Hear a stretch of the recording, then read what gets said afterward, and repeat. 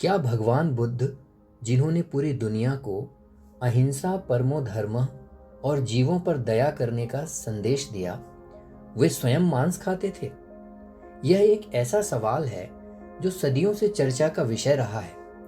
कुछ लोग कहते हैं कि वे पूरी तरह शाकाहारी थे, वहीं कुछ प्राचीन ग्रंथ कुछ और ही इशारा करते हैं। शायद कभी आपके दिमाग में भी ये विचार आया होगा। आज के इस वीडियो में हम बिना किसी पक्षपात के प्राचीन बौद्ध ग्रंथों और इतिहास के पन्नों को खंगालेंगे और यह जानने का प्रयास करेंगे कि सच क्या है। बौद्ध धर्म की सबसे प्राचीन शाखा थेरवाद के अनुसार बुद्ध ने भोजन के नियमों को बहुत ही व्यवहारिक रखा था, मतलब कि जिनका पालन करना सामान्य रूप से इतना मुश्किल ना हो। इसका मुख्य कारण यह था कि बौद्ध भिक्षु भिक्षा पर निर्भर रहते थे। उनके पास स्वयं का खाना चुनने का कोई विकल्प नहीं था। जो कुछ उन्हें दान में मिल जाता उसको ही वे प्रसाद समझकर ग्रहण कर लेते थे। भगवान बुद्ध ने त्रिकोटि शुद्ध का सिद्धांत दिया, जिसका वर्णन बौद्ध धर्म के जीवक सूक्त में मिलता है। तो यहाँ बुद्ध जीवक से कहते हैं, बौद्ध भिक्षु से कहते हैं कि मांस 3 परिस्थितियों में अशुद्ध माना जाएगा, अन्यथा आप इसे ग्रहण कर सकते हैं। इसको ग्रहण करने में कोई दोष नहीं है। तो 3 परिस्थितियां कौन सी हैं जिसमें मांस को अशुद्ध माना गया है?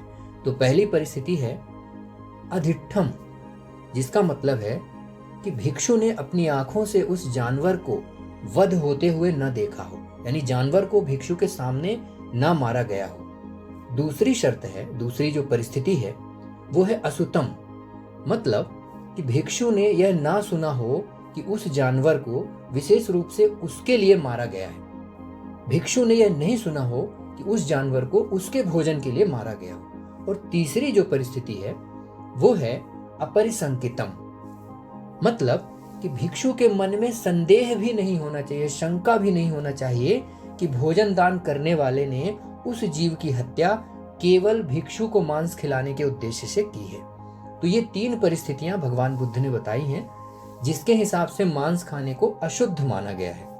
भगवान बुद्ध का तर्क यह था कि अगर कोई भिक्षु ऐसा मांस खाता है जो पहले से ही उपलब्ध था, जैसे कोई जानवर प्राकृतिक रूप से मर गया हो या किसी और के लिए पका हो, तो उस भिक्षु को हत्या का दोषी नहीं माना जा सकता। लेकिन अगर किसी जीव को सिर्फ भिक्षु के सत्कार के लिए मारा गया है तो उसे वो मांस खाना वर्जित है, वो मांस को अपवित्र माना गया है और बुद्ध के नियमों के खिलाफ माना गया है। बुद्धिज्म में, थेरवाद परंपरा में आज भी कई भिक्षु इसी नियम का पालन करते हैं।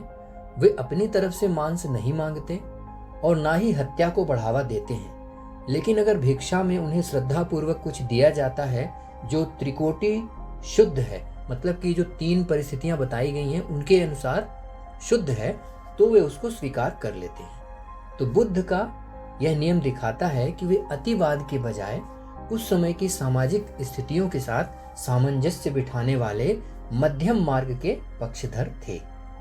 मतलब ऐसा नहीं था कि आपको मांस बिल्कुल ही नहीं खाना है, पूर्णतः वर्जित है, या फिर आप हमेशा ही उसको खा सकते हैं। अतिवाद नहीं, उन्होंने मध्यम मार्ग को चुना कि जैसी स्थिति परिस्थिति है उस हिसाब से आप उसका सेवन कर सकते हैं या नहीं भी कर सकते। एक दिलचस्प कहानी देवदत्त की भी है, जो बुद्ध के चचेरे भाई थे। उन्होंने बुद्ध से मांग की थी कि सभी भिक्षुओं के लिए मांस खाना पूरी तरह प्रतिबंधित कर दिया जाए, लेकिन बुद्ध ने इसे अनिवार्य बनाने से इनकार कर दिया। उन्होंने कहा कि भिक्षु अपनी इच्छा से शाकाहारी रह सकते हैं, लेकिन वे भिक्षा में मिलने वाले भोजन पर पाबंदी नहीं लगाएंगे। बुद्ध ने मध्यम मार्ग को चुना था, ना कि अतिवाद को। अब बात करते हैं उस घटना की जो इतिहास की सबसे बड़ी पहेलियों में से एक है, भगवान बुद्ध का अंतिम भोजन। तो ग्रंथों के अनुसार अपनी मृत्यु से कुछ समय पहले भगवान बुद्ध पावा नाम की जगह पर रुके थे, जहां चुंद नाम के एक लोहार ने उन्हें भोजन के लिए आमंत्रित किया। उस भोजन का नाम था सूकर मद्दव। यहीं से सारा विवाद शुरू होता है। शूकर मद्दव शब्द का सटीक अर्थ क्या है? तो पिछले 2500 सालों से विद्वान इसके दो अलग अलग अर्थ निकालते आ रहे हैं। कुछ विद्वानों का मानना है कि सूकर का अर्थ है सुअर और मद्दव का अर्थ है कोमल या नरम। तो उनके अनुसार यह सुअर का कोमल मांस था जो चुंद ने बहुत आदर के साथ बुद्ध को परोसा था। वहीं जो दूसरा मत है तो उसमें कुछ विद्वान और वनस्पति शास्त्री ऐसा मानते हैं कि सूकर मद्दव एक विशेष प्रकार का जंगली मशरूम था जो सुअरों के पैरों के नीचे या उन जगहों पर उगता था जहां सुअर खुदाई करते थे। इसे सूकर कंद भी कहा जाता था। चूंकि सुअर इसे ढूंढ कर निकालते थे इसलिए इसका नाम सूकर मद्दव पड़ा।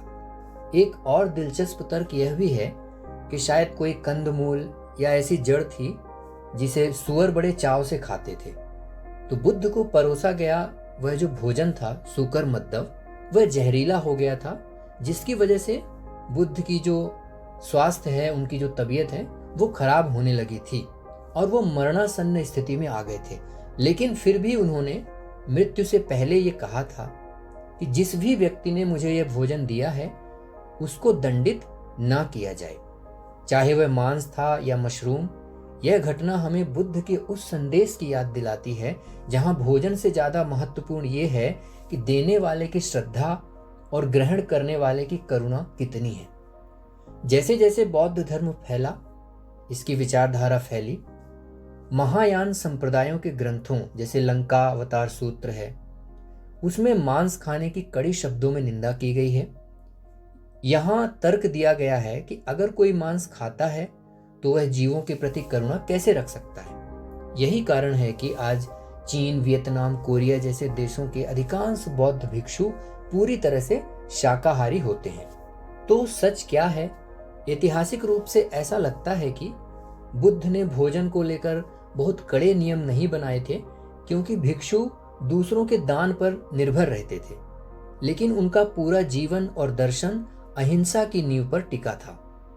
बुद्ध के लिए महत्वपूर्ण यह नहीं था कि आप क्या खाते हैं, बल्कि यह था कि आपके मन में दूसरों के प्रति कितनी दया और करुणा है। आपका इस विषय पर क्या सोचना है? विशेषकर जो सूकर मद्दव भगवान बुद्ध का जो भोजन था उसके बारे में आप क्या सोचते हैं? वो मांस था या मशरूम था? कमेंट सेक्शन में अपनी राय जरूर दें। और इसी प्रकार के कुछ और इंटरेस्टिंग टॉपिक्स के साथ आने वाले वीडियो में आपसे फिर मिलते हैं। नमस्कार।